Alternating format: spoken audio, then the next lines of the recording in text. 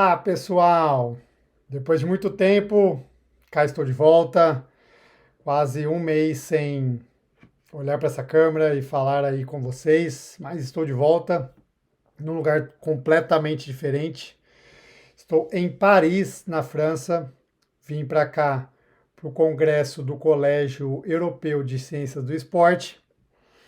E a minha ideia é diariamente vir aqui falar um pouco para vocês do que eu ouvi, do que eu li, do que eu estudei e de quão proveitoso é um congresso para quem é do mundo da ciência do esporte, para quem está lidando com isso, e quão importante eu acredito que era estar aqui para entender o que está rolando, o que há de novo, buscar fontes de estudo, que é o mais importante, a ideia principal daqui é me atualizar e deixar com mais dúvidas do que eu vim. Essa acho que é a ideia de um congresso.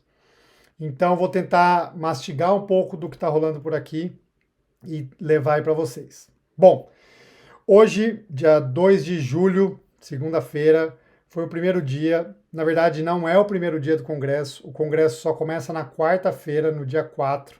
O Congresso é do dia 4 ao dia 6, é quarta, quinta e sexta. Então, hoje e amanhã nós estamos no pré-congresso. É muito comum isso acontecer.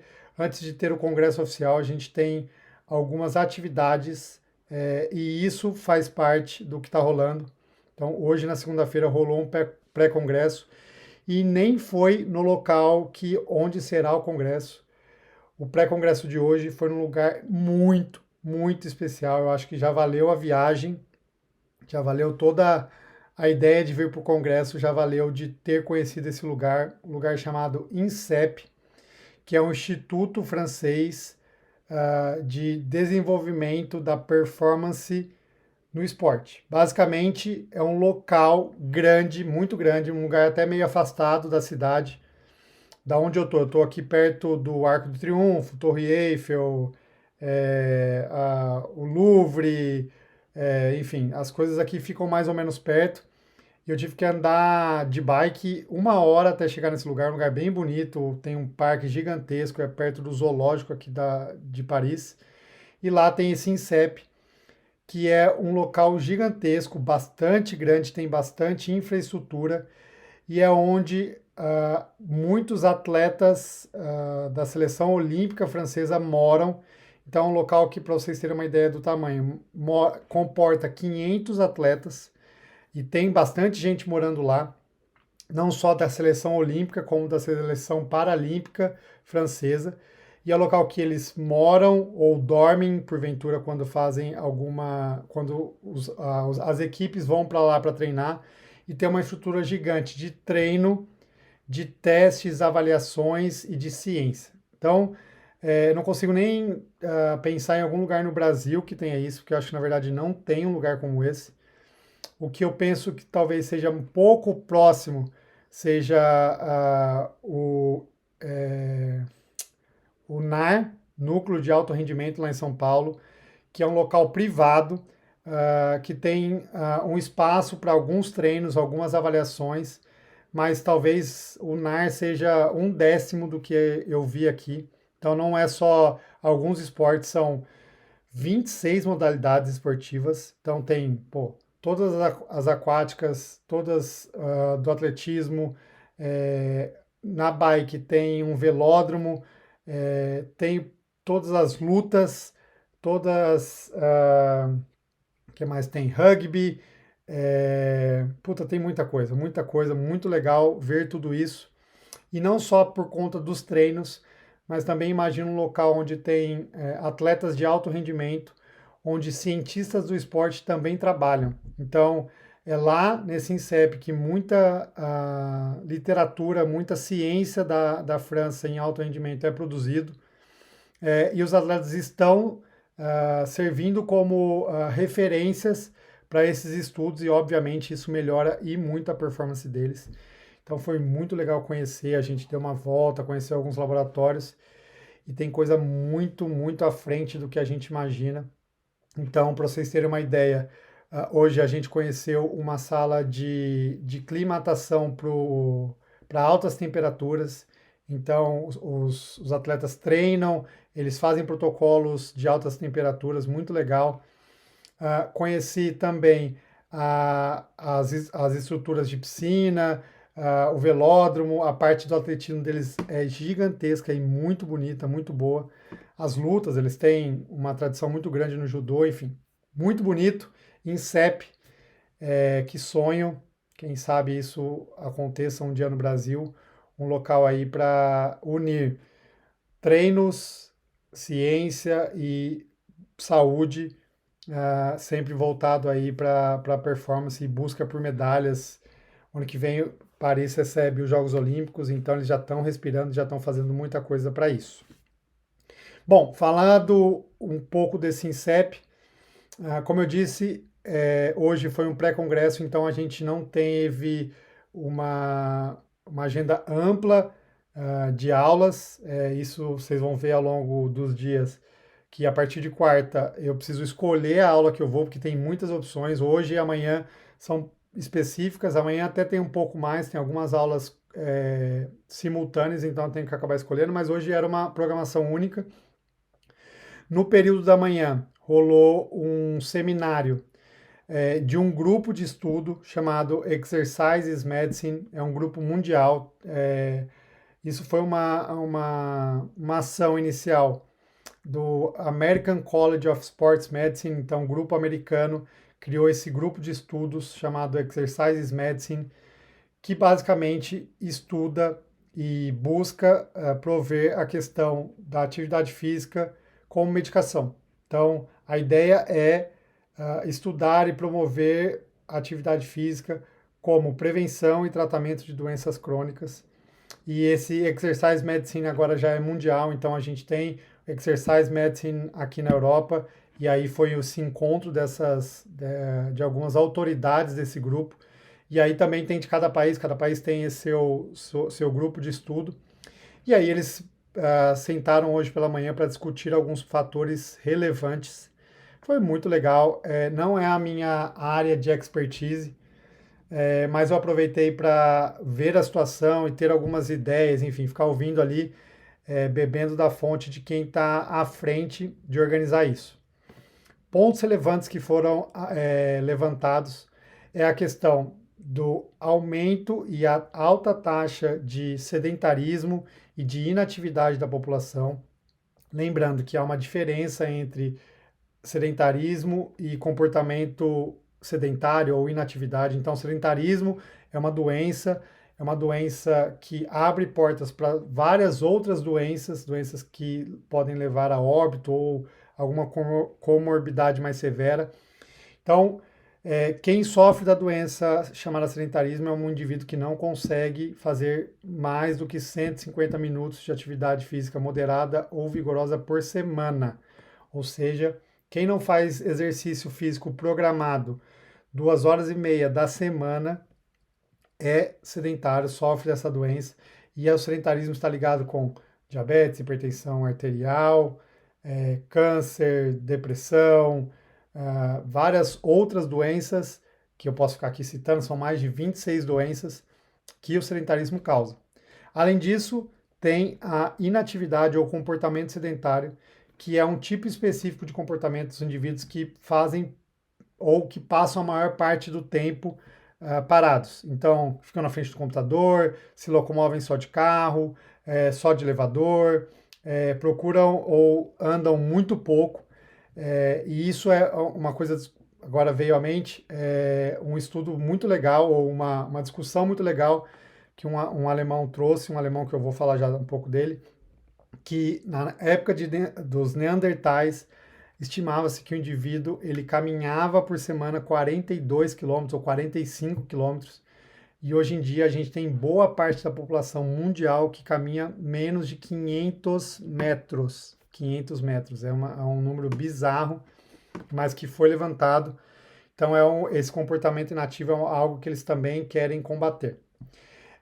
Bom, começou lá o dia com um médico aqui de Paris, falando sobre essa questão da inatividade no mundo e da inatividade aqui na França, principalmente. principalmente voltado para as crianças. Eu achei isso muito legal.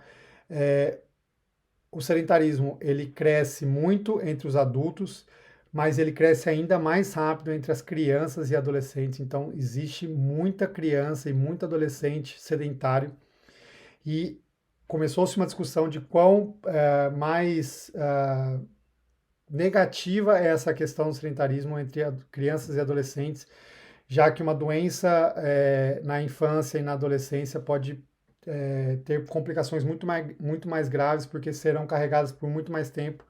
Por exemplo, diabetes tipo 2, que era uma doença praticamente restrita à população adulta e que agora cada vez mais se tem notícias de crianças que sofrem diabetes tipo 2, fora a obesidade, fora outras complicações e complicações também de saúde mental.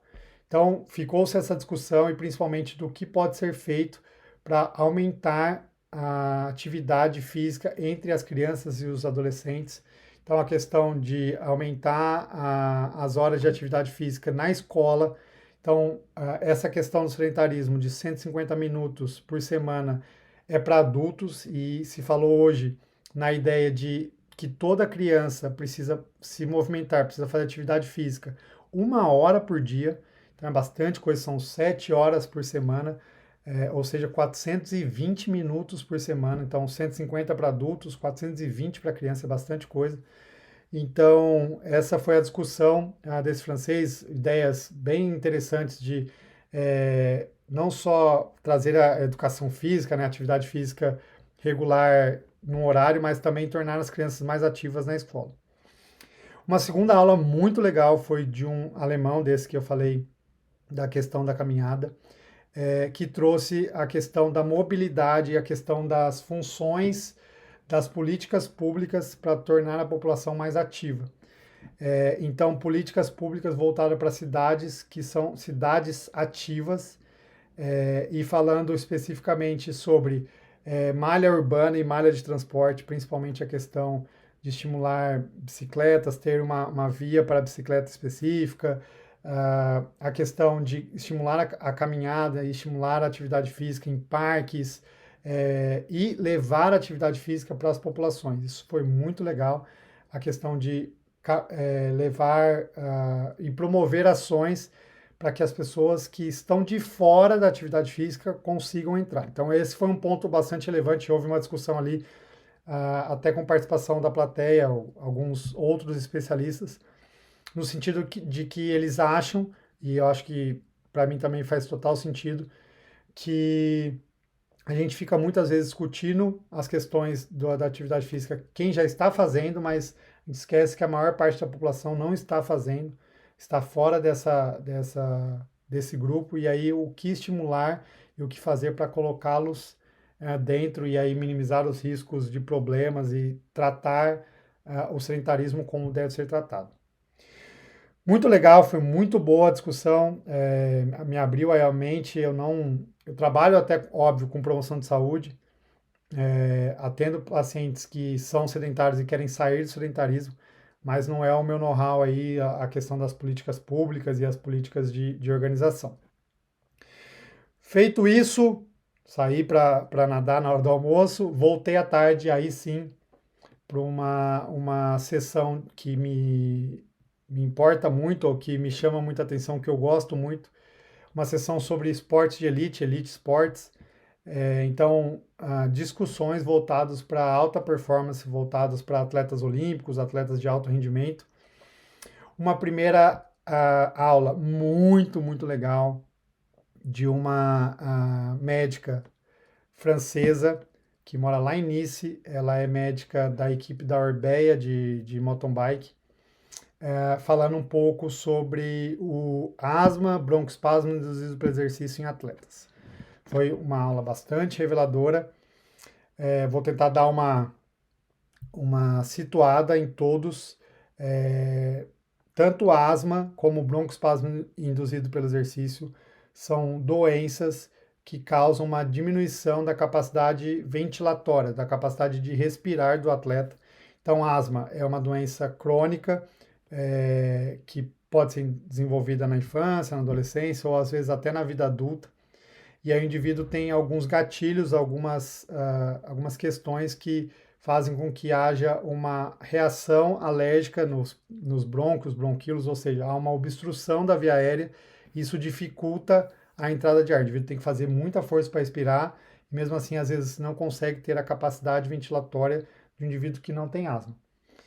Mas não existe só asma, existe o broncoespasmo induzido pelo exercício, que são pessoas que não têm asma, ou às vezes a pessoa tem asma, mas pode ser que a pessoa não tenha asma, mas a atividade física é um gatilho para essa hiperreação inflamatória de obstrução dos brônquios e dos bronquíolos, e isso dificulta a respiração. Então, discussão, asma, broncoespasmo induzido pelo exercício são situações que o indivíduo diminui a capacidade respiratória.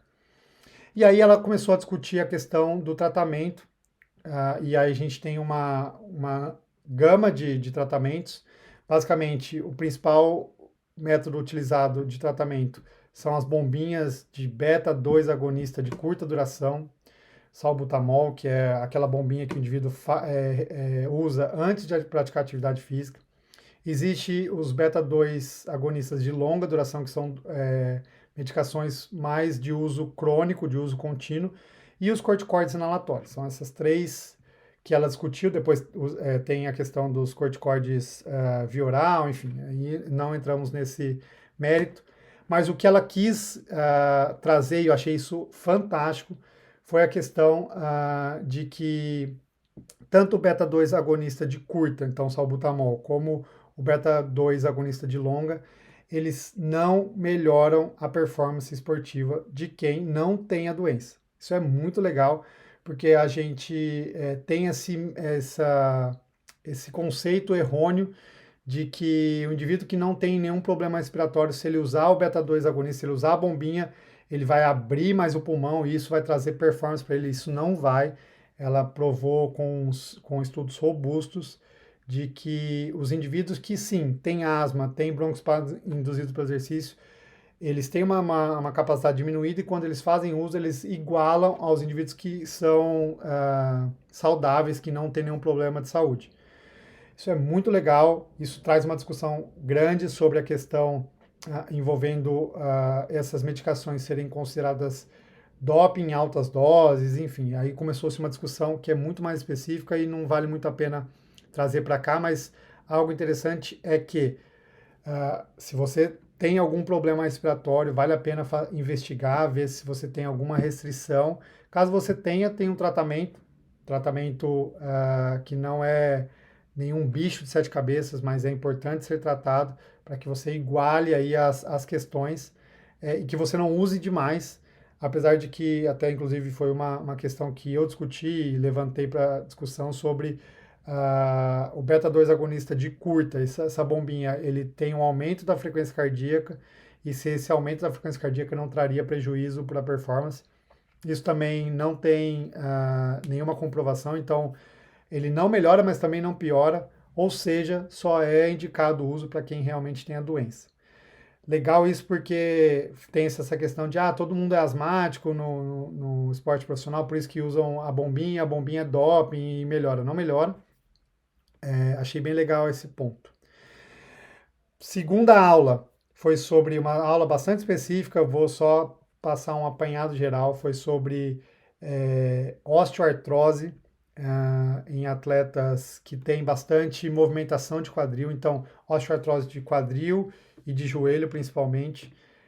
Então, o indivíduo que trouxe a discussão, que foi uma médica, acho que ela é francesa, agora não vou me recordar, mas ela trouxe essa discussão da mudança de direção, equilíbrio, frenagem, das modalidades principalmente de raquete, então tênis de mesa, tênis, paddle, squash, foram esses quatro que ela falou.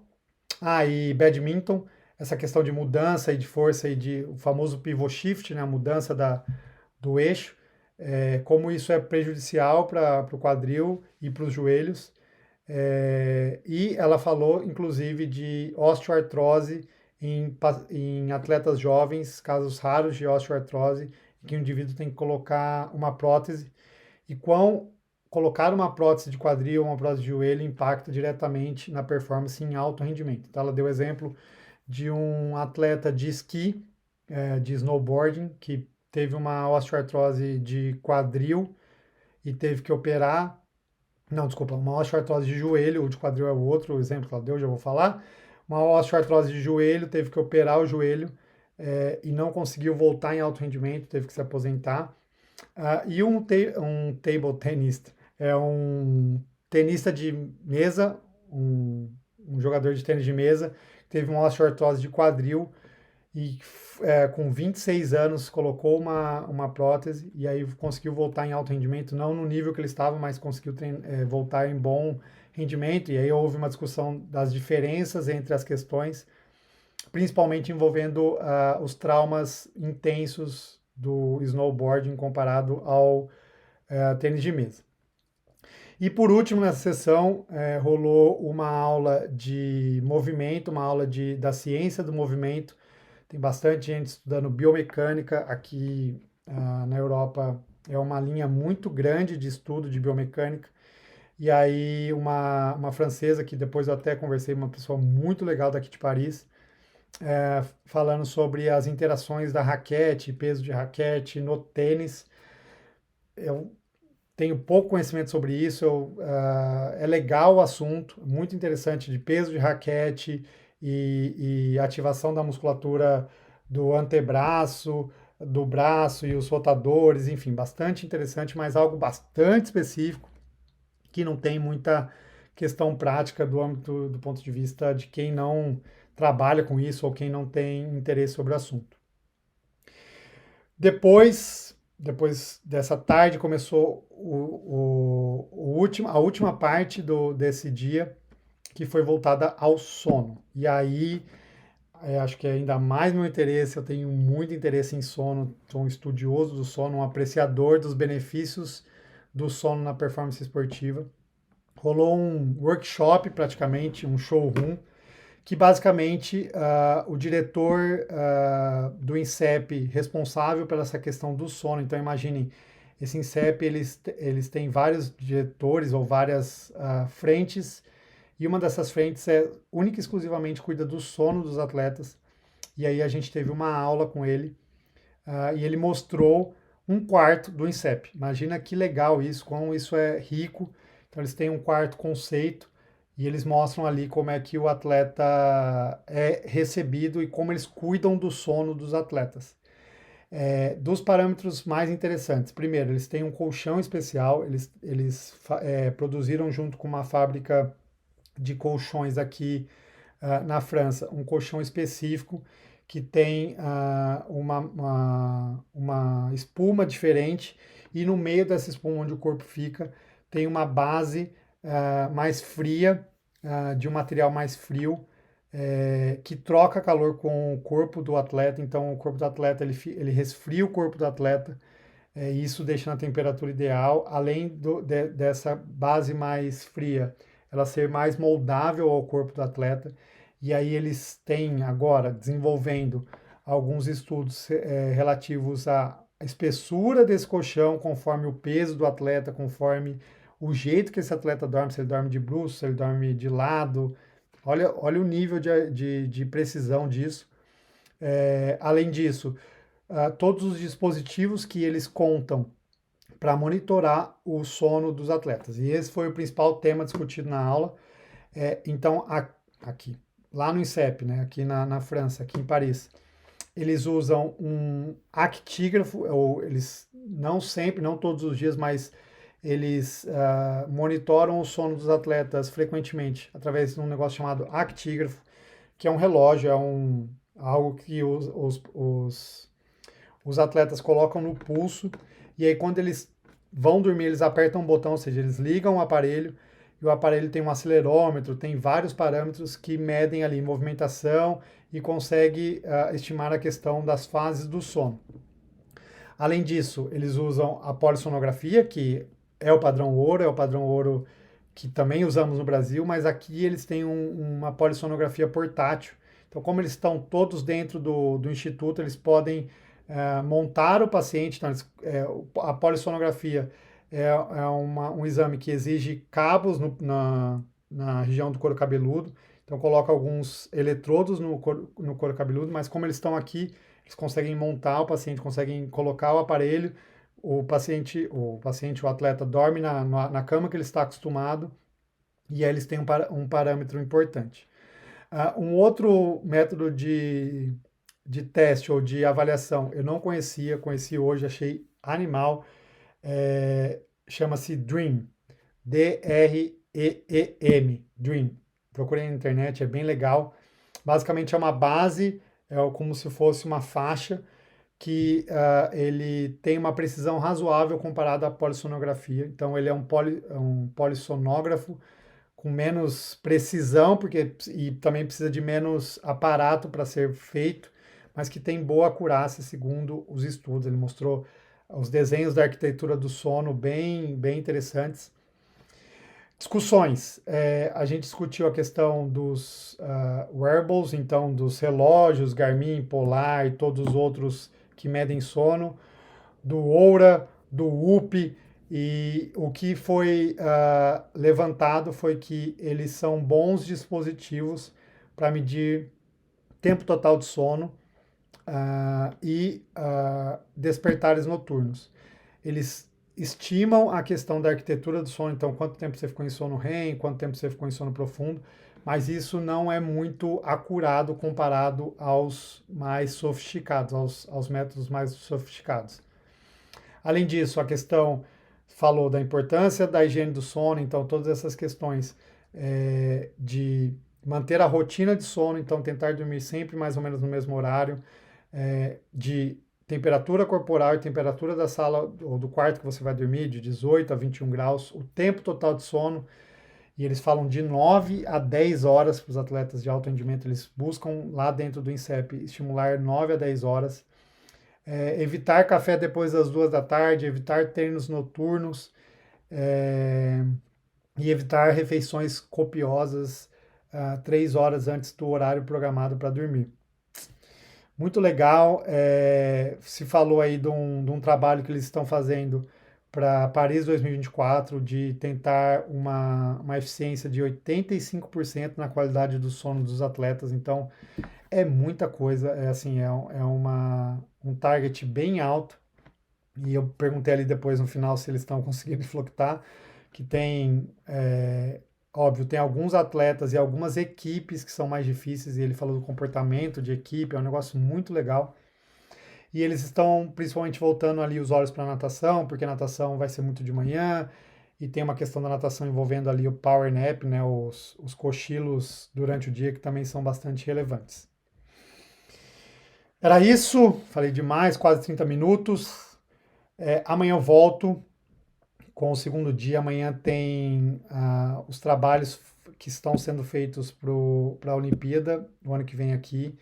Tem também uma questão de estudos, aí eu acho que eu não sei se eu vou conseguir trazer isso para vocês, mas é algo mais técnico de análise quantitativa, qualitativa de dados, ou seja, algo bastante científico, bastante de como analisar os dados de uma pesquisa, mas eu tento mastigar e trazer aqui para vocês.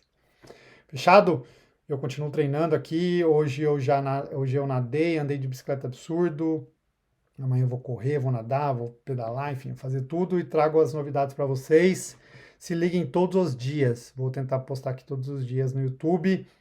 Importante, isso vai também pro Spotify, então áudio, quem estiver ouvindo áudio tem o vídeo no YouTube, mas o principal é que eu irei colocar os takes ou algumas imagens lá no meu Instagram, no meu Facebook. No meu Instagram, @paulo.putinelli, eu não consigo fazer uma edição precisa, não tenho tempo para colocar aqui as imagens, então acompanhe também no meu perfil do Instagram, aí sim, vocês vão ver as imagens das aulas, os gráficos, enfim, tudo que eu estou falando um pouco mais detalhado. Fechou? É isso, um beijo, até amanhã, tchau!